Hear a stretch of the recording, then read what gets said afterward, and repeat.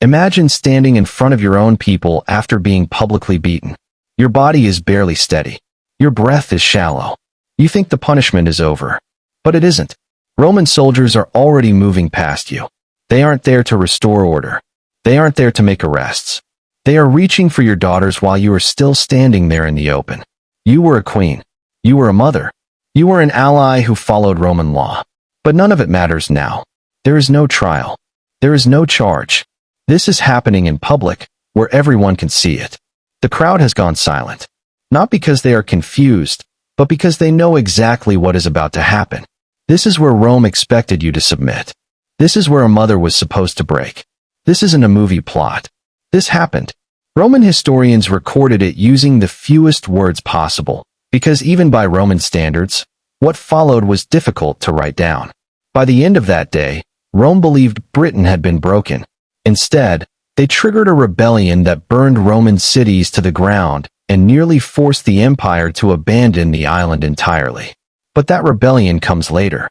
Before Britain burned, Rome had already perfected a dark art: how to systematically destroy a defeated queen. Welcome to World History Vault. Today, we are opening the file on the most calculated rituals of domination in human history. If the hidden horrors of the past fascinate you, hit that subscribe button right now. We go beyond the textbooks to find the truth. And as we begin, tell me in the comments, if your dignity was the only thing you had left, how far would you go to protect it? Let's go back to the year 272. You are being marched through the streets of Rome. Roman guards flank you on both sides, forcing you to keep a slow, agonizing pace. You are not allowed to hurry. You are not allowed to stop. The chain locked around your wrists is cold against your skin and unmistakably made of solid gold. It catches the light with every step, pulling the eyes of the crowd directly to your shame. It isn't designed to stop you from running. It is designed to make sure no one looks away. You understand the purpose immediately. You are not being restrained. You are being displayed. This was the fate of Queen Zenobia of Palmyra. For years, she did what no Eastern ruler dared. She challenged Rome openly. She carved out an empire stretching from Egypt to Syria. She ruled in her own name, minted her own coins, and commanded massive armies. When Emperor Aurelian finally caught her, he didn't raise his sword. Rome spares its enemies only when it has something to gain. Zenobia was valuable, not as a queen, but as a trophy.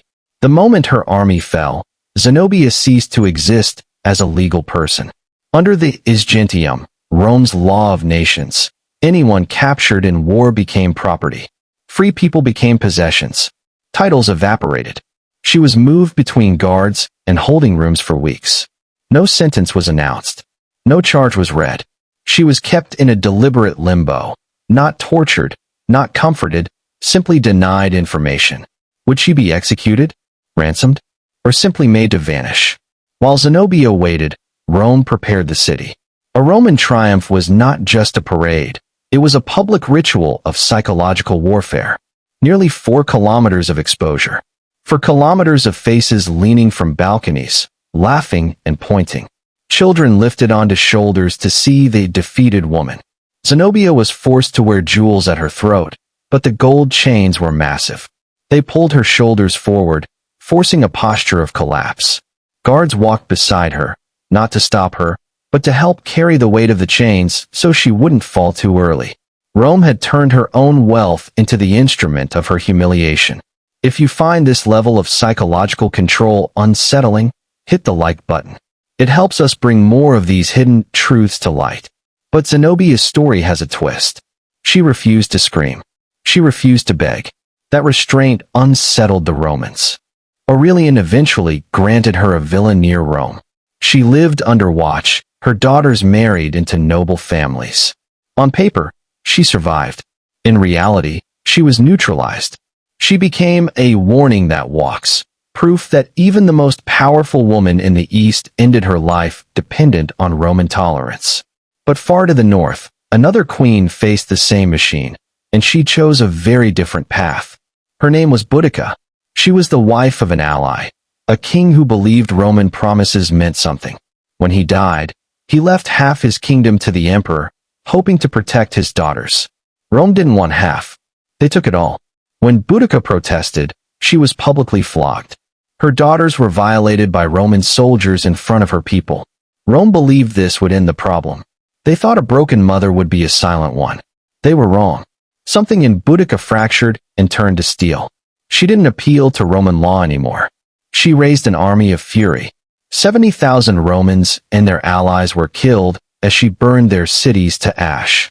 For a moment, the Roman Empire truly hesitated. Eventually, Rome responded with its usual formation and steel. Boudica was defeated. Some say she poisoned herself. Others say she simply vanished. But her rebellion became the ultimate lesson. When humiliation works, Rome preserves you as a monument. When it fails, Rome destroys everything you ever loved. And beneath the marble of the city, one last place waited for those who were no longer useful. The Mamertine prison. Imagine a hole in the floor. No light. No air. No escape. While the crowds cheered on the hill above, defeated kings were lowered into this darkness to be strangled or starved. Death was not an interruption of the celebration. It was a checkpoint. Vercingetorix of Gaul waited in that dark for 6 years. When the parade was finally over, he was quietly erased. Rome called this civilization. They called it victory. The queens who lived through it called it something else. As we close the vault for today, I want to hear from you.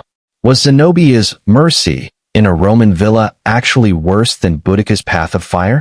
Is it better to live as a trophy or die as a rebel? Drop your thoughts in the comments.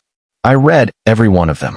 Don't forget to subscribe to World History Vault to unlock the next turning point in our history.